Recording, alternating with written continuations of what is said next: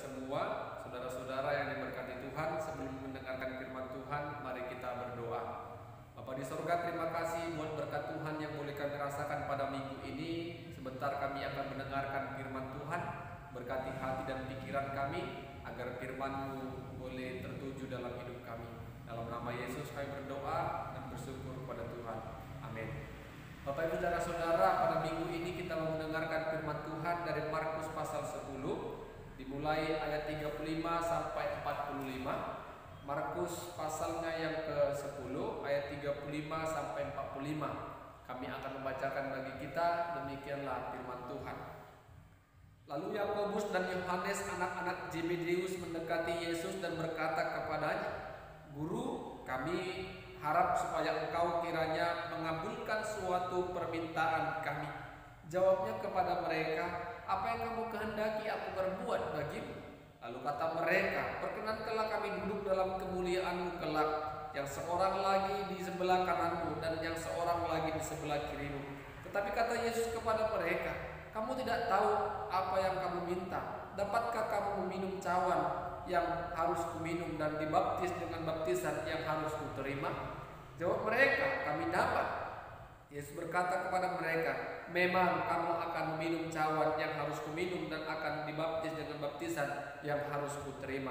Tetapi hal duduk di sebelah kananku dan di sebelah kiriku, aku tidak berhak memberikannya. Itu akan diberikan kepada orang-orang bagi siapa itu telah disediakan." Mendengar itu, ke-10 murid yang lain menjadi marah kepada Yakobus dan Yohanes.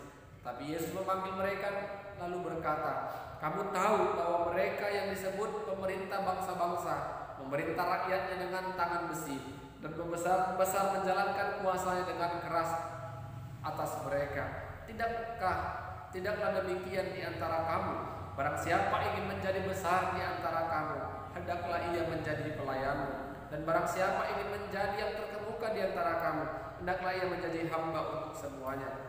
Karena Anak Manusia juga datang bukan untuk dilayani, melainkan untuk melayani dan untuk memberikan nyawanya menjadi tebusan bagi banyak orang." Amin.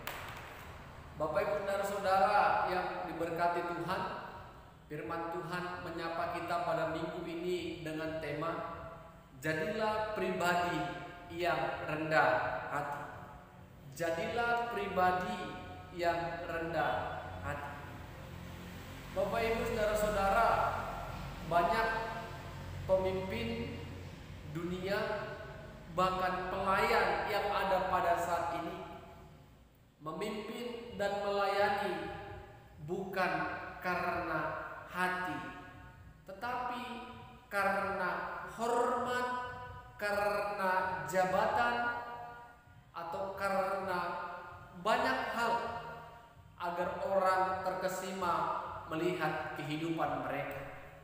Sangat sulit kita temui pemimpin dunia, pemimpin pemerintah, bahkan pelayan yang melayani, yang memimpin dengan hati sebagai hamba dan hati sebagai pelayan.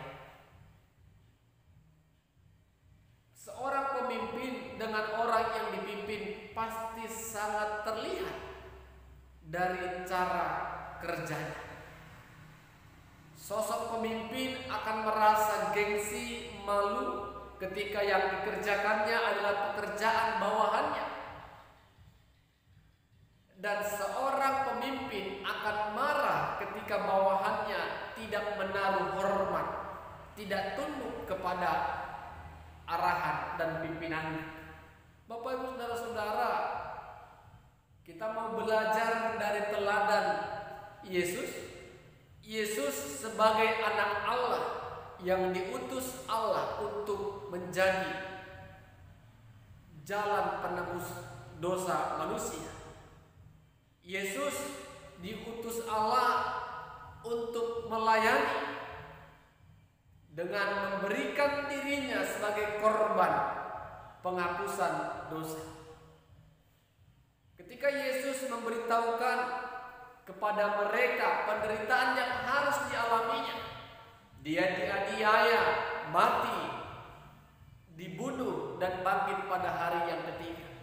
Serta Yakobus dan Yohanes mengajukan permintaan permohonan kepada Yesus. Yesus, ketika Engkau kelak menjadi pemimpin, biarlah Engkau berikan kedudukan di sebelah kanan dan di sebelah kiri. Bapak Ibu Saudara-saudara, murid-murid Yakobus dan Yohanes tidak mengerti arti dari kemesiasan yang ada dalam diri Yesus. Yang dipikirkan Yohanes dan Yakobus hanyalah Yesus sebagai pemimpin dunia, pemimpin yang bisa memberikan kedudukan jabatan kepada mereka. Mereka tidak mengerti apa yang mereka minta. Ketika Yesus katakan, apakah kalian bisa makan dan minum cawan yang aku minum dan menerima baptisan yang aku terima? Mereka jawab dengan spontan, kami dapat. Memang kalian akan minum cawan dan menerima baptisan. Tetapi tentang memberikan kedudukan, memberikan posisi di kanan dan di sebelah kiri, aku tidak dapat memberikannya, karena itu adalah hak dari Allah. Bapak Ibu Saudara-saudara, ke-10 murid lainnya marah kepada Yohanes dan Yakobus karena yang dipikirkan mereka hanyalah kedudukan. Tetapi Yesus katakan kepada mereka, barang siapa yang mau menjadi terbesar, hendaklah ia menjadi pelayan, dan barang siapa ingin menjadi yang terkemuka, hendaklah ia menjadi hamba untuk semuanya. Pelayan dan hamba, dua kata kunci Bapak Ibu. Pelayan dan hamba yang di dalamnya terdapat kerendahan hati. Bagaimana kita dapat memperoleh kehidupan kekal? Bagaimana kita bisa memperoleh kerajaan Allah? Dengan kita harus menjadi hamba, harus menjadi pelayan. Walaupun kita menjadi seorang pemimpin, tetapi hati sebagai hamba, hati sebagai pelayan tetap harus melekat dalam kehidupan kita. Yesus katakan, berbeda dengan pemimpin-pemimpin pada saat ini, memimpin dengan tangan besi dan pembesar-pembesar menjalankan kuasanya dengan keras atas mereka. Sebagai pemimpin, sebagai pelayan, sebagai hamba, tidaklah demikian sesuai dengan teladan yang diberikan oleh Kristus. Kita harus dapat melayani, kita harus menjadi hamba, hamba yang tahu apa yang harus kita kerjakan dan lakukan.